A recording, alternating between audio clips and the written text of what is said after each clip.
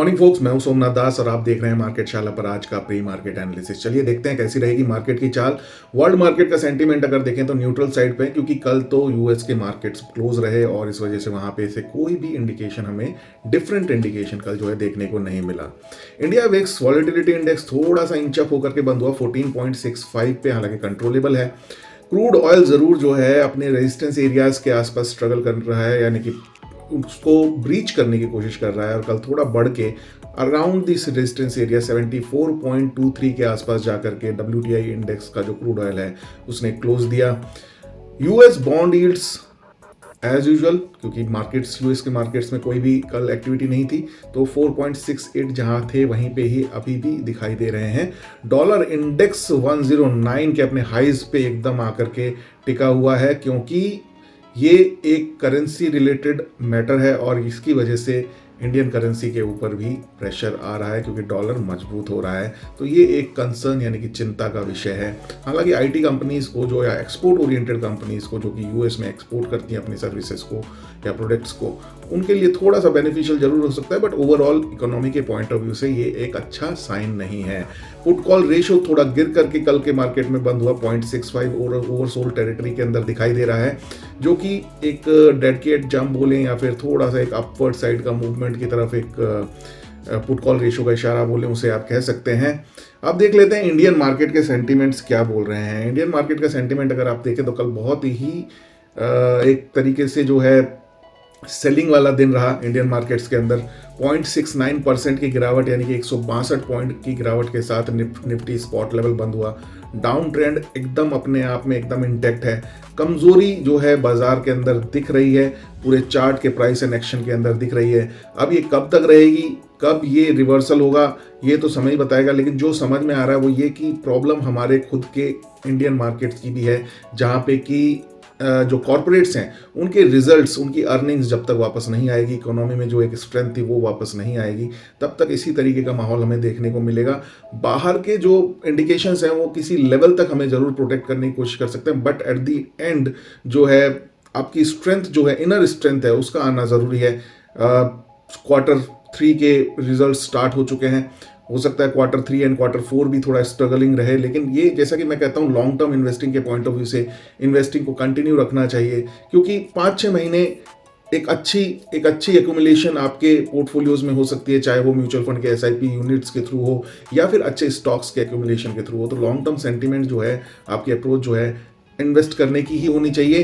तो और trading approach में भी अभी हम आपको आगे बताएंगे किस तरीके से जो है, क्योंकि पोजिशनली न्यूट्रल रहना जरूरी है।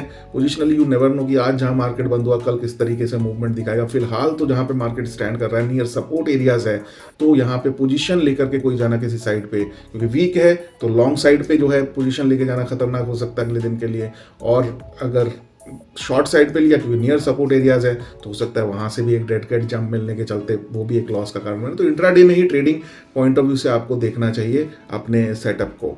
तो अराउंड जो है 10.5% के आसपास की पीक से गिरावट के ऊपर खड़ा हुआ है, जो कि अभी रिसेंट जो है गिरावट इसने दिखाई थी, वो दिखाई थी लगभग 11% के आसपास। वहाँ से अभी थोड़ा सा ऊपर है, वही एक सपोर्ट जोन है। देखते हैं उससे मार्केट्स हमारे बचा पाते हैं या नहीं।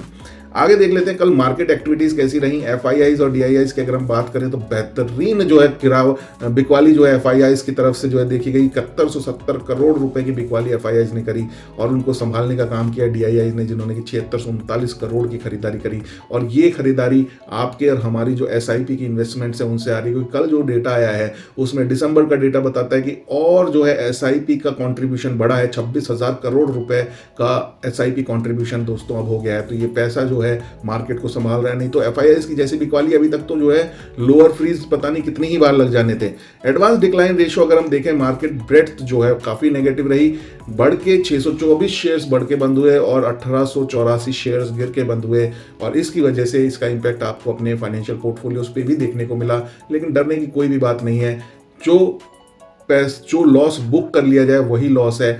जो पेपर पे लॉस दिख रहा है वो टेम्परेरी होता है। आपको अपना पैसा, स्पेयर पैसा लगा के रखना है और it's a matter of hardly 1 और 2 क्वार्टर्स। थोड़ा एक बार एक अच्छी अर्निंग्स आना शुरू होते हैं तो फिर जो है आप देखेंगे कि मार्केट यहाँ से अपने मोमेंटम को रिवर्स करेगा टुवर्ड्स द बुलिश साइड। कल के जो हमने निफ्टी के लेवल्स दिए थे उसके ऊपर किस तरीके की परफॉर्मेंस रही अगर हम देखें तो काफ़ी मज़ा नहीं रहा, ना ही निफ्टी के अंदर ना ही बैंक निफ्टी के अंदर इतना बेहतरीन जो है मोमेंटम्स देखने को नहीं मिले, जो भी वहाँ पे डिमांड एंड सप्लाई जोन जो हमारे साथ हमने आपके साथ शेयर करे थे उनके ऊपर। लेकिन फिर भी एक शॉर्ट साइड का ट्रेड यहाँ पे जनरेट होता हुआ दिखाई दिया 23,763 के ऊपर, जो कि 114 पॉइंट के आसपास का एक ट्रेड रेंज आपको मिला। 100-150 पॉइंट काफ़ी होते हैं निफ्टी पे, तो हालांकि ये जरूर एग्जैक्टली दिख रहा है कि किस तरीके से ये ट्रेड वहाँ पे सेटअप किया जा सकता था शॉर्ट साइड के ऊपर। आज जो है निफ्टी के लेवल्स क्या रहेंगे, कल का हैंडओवर जो है निफ्टी का रहा 23,671, रुकावट आने के संकेत हैं 23,763, 23,805 और 23,971 के ऊपर, और सपोर्ट एरिया जो रहेंगे वो रहेंगे 23,622 से 575 और 23,500 और 23,277 के ऊपर जो है आपको सपोर्ट एरियाज देखने को मिलेंगे। लेवल्स के आसपास दोनों तरफ ट्रेड करने के मौके ढूंढने हैं और पोजिशनली अभी न्यूट्रल साइड पे ही रहना है। और कल के बैंक निफ्टी के अगर हम पूरा देखें कि किस तरीके का जो है सेटअप बना दिए हुए लेवल्स के आसपास, तो एक सेटअप बनता हुआ जहां दिख भी रहा था, अगर वहां पे अगर लॉन्ग साइड का ट्रेड मेरे हिसाब से जनरेट होता था, लेकिन वहां से जो है स्टॉप लॉस भी हिट हो सकता था। तो बैंक निफ्टी पे कल कोई ट्रेड मुझे बनता हुआ नहीं दिखाई दिया। जैसा कि यहाँ दिख रहा है 49,817 के ऊपर कंसोलिडेशन चल रहा था, वहाँ अगर लॉन्ग ट्रेड लिया जाए तो एक बड़ी कैंडल जो है बनी यहाँ पे, जिसने कि डेफिनेटली स्टॉप लॉस हिट कर दिया होगा। तो वहाँ कल बैंक निफ्टी एक तरीके से देखा जाए तो डिस्क्रिशनरी वे में अगर जो लोग ट्रेड करते हैं, मैनुअल ट्रेड करते हैं, उनके लिए कोई सेटअप कल तैयार हो ही नहीं पाया। अगर हुआ भी तो वहाँ पे स्टॉप लॉस हिट हो गया होगा। तो it's a part and parcel of this trading business my dear friends, तो डरना नहीं है, होता है ऐसा। चलिए देखते हैं कि बैंक निफ्टी में आज के लेवल्स क्या रहेंगे। कल का हैंडओवर रहा 49,797 और रुकावट आने के जो संकेत है 49,817, 50,622 से 646 के आसपास और 50,850 के आसपास। सपोर्ट एरियाज रहेंगे 49,455 और 46,184।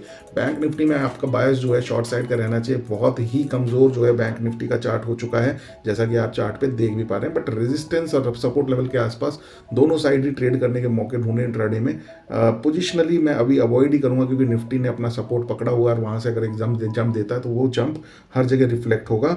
इस वजह से वहां पे भी बैंक निफ्टी में पोजिशनली न्यूट्रल रहने की ही हमारी एडवाइस है। स्टॉक ऑफ द डे कोई नहीं है, लॉन्ग साइड पे कोई भी ट्रेड हमारे सेटअप पे नहीं आया, इसलिए हम कोई भी ट्रेड आज आपके साथ शेयर नहीं कर रहे हैं। और ये दिखाता है कि मार्केट में किस तरीके की वीकनेस चल रही है।